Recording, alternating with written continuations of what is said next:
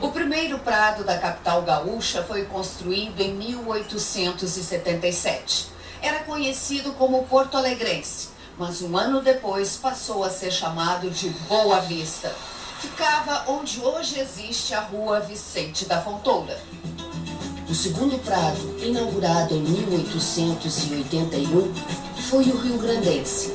Era localizado na Avenida Getúlio Vargas, no Menino Deus, onde hoje pode ser encontrada a Secretaria Estadual da Agricultura.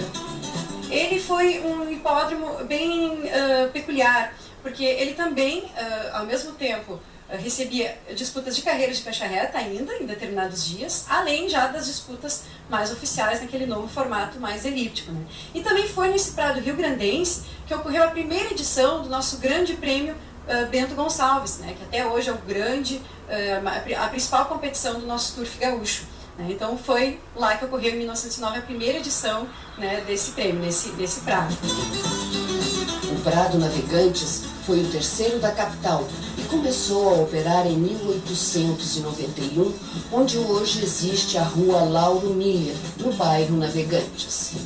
É curioso porque ele sofreu com muitas enchentes do Rio Guaíba. Por quê? Porque justamente na sua fundação, né, na sua formação, organização, não houve a preocupação de se construir um sistema de drenagem ali nas pistas, né? Então esse hipódromo sofreu muito com isso, né?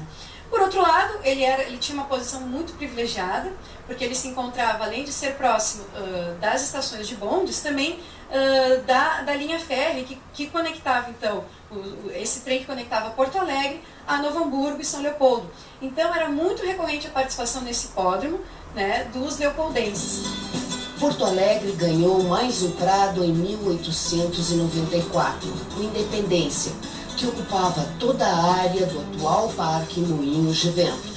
Ele já se destacava desde o início, né? As suas instalações já eram mais modernas, o seu pavilhão comportava um maior número de espectadores, né? Ele também estava bem localizado, com linhas de bondes, às vezes até muito específicas para ele, muitas vezes, né? Com o seu nome no bonde, né? Então ele foi muito privilegiado já desde o início, né? Então quando começou a ocorrer a concorrência entre esses 4 hipódromos que existiam simultaneamente na cidade, ele foi aos poucos se destacando em função de todas essas características, né?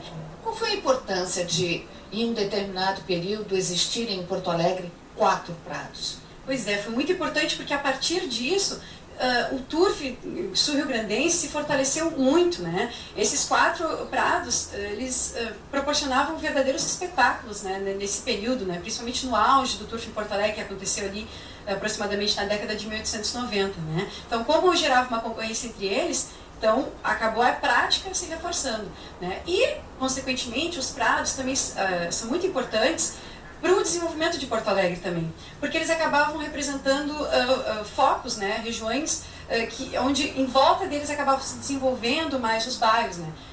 Justamente por causa que eram construídas linhas de bonde para eles, então acabava a população se concentrando mais em torno desses locais. Então eles tiveram essa importância de ir irradiando, né, as localizações de Porto Alegre. No início do século XX, Porto Alegre começou a crescer e precisava de mais áreas para construir residências e prédios. Nessa mesma época, as corridas de cavalo já não eram mais o esporte preferido. Tinham perdido lugar para o futebol. O resultado foi o fechamento dos prados. O Boa Vista funcionou até 1907. O Menino Deus fechou em 1909. E o Navegantes em 1906. Era preciso evitar o fechamento de outro prado, evitar que a corrida de cavalos morresse em Porto Alegre.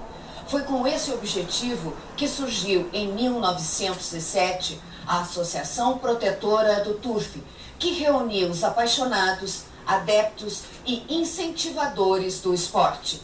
Os adeptos apaixonados pelo turf, então, viram que a única forma, né, de não ver a sua prática findar aqui na nossa cidade de vez, era então se unir, né, todos juntos, então, nessa associação, representada por essa Associação Protetora do Turf, que acabou então representando uma outra forma de gerir esse esporte. Então agora não mais voltada somente para os lucros, né, para a parte de financeira, mas sim para o esporte em si, fortalecer enquanto uma prática.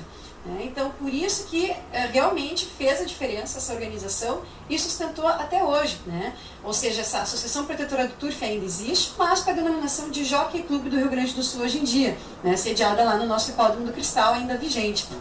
Coube apenas ao Prado Independência manter a tradição das corridas de cavalo em Porto Alegre. E foram 65 anos promovendo importantes competições nacionais e internacionais. Um trabalho desenvolvido até 1959, quando deixou de funcionar e suas atividades foram transferidas para o Hipódromo do Cristal. Não foi uma opção dos turfistas, né? Foi o crescimento da cidade, a pressão econômica, a construção civil, que o Jockey Club, no parcão onde ele se situava, ele estava, por assim dizer, mal localizado em relação às pretensões construtivas da cidade, principalmente porque é uma área muito valorizada. Então houve, através das negociações com o município, a ideia de permutar a área. A prefeitura então faria uma permuta conosco, e aí o aterro aqui do bairro Cristal, já que era um bairro bem distante do centro, né, seria capaz de abrigar um jockey club mais portentoso, né, mais luxuoso, porque as nossas instalações no parcão, embora muito bem localizadas, elas eram muito tímidas, né? E hoje o que nós temos são instalações portentosas que foram projetadas muito maiores do que estão construídas, né? A ideia original, o projeto original previa 6 pavilhões. Hoje o Jockey Club tem 3 pavilhões, que é mais do que suficiente para abrigar o público turfista que comparece. Então essa transição decorreu das questões imobiliárias da cidade. Então o Jockey Club veio parar no bairro Cristal numa época em que o bairro era praticamente inabitado, né? O Jockey Club veio para cá, isso aqui era zona rural praticamente. Aqui era a água onde nós estamos, né? Um aterro. E o restante era uma zona rural, né?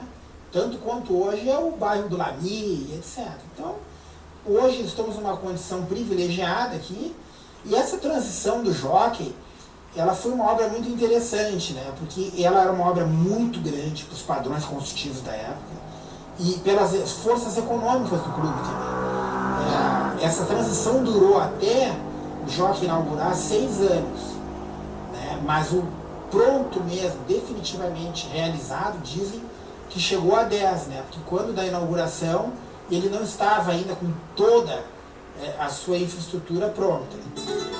O Hipódromo do Cristal tem 59 hectares, que abrigam as pistas, a Vila Hípica e os pavilhões.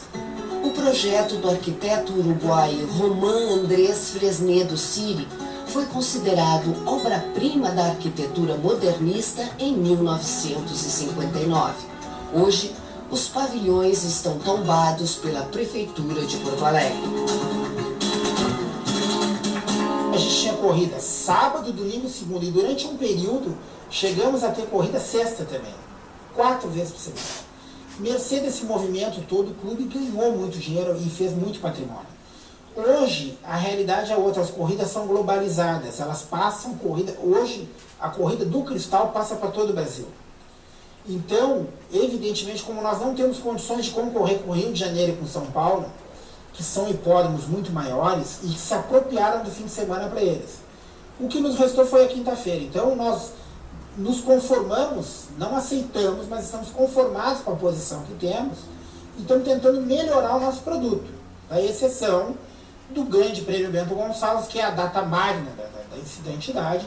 E aí nós temos um acordo de cavalheiros entre os clubes. Então naquele dia, naquele fim de semana, os outros hipódromos não dão carreira no domingo, e aí o Jockey Club consegue realizar o seu festival no domingo. A história das corridas de cavalos em Porto Alegre mostra a ligação que o gaúcho sempre teve com o campo.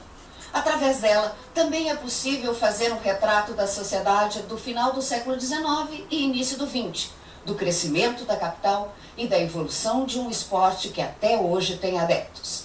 Até a próxima semana!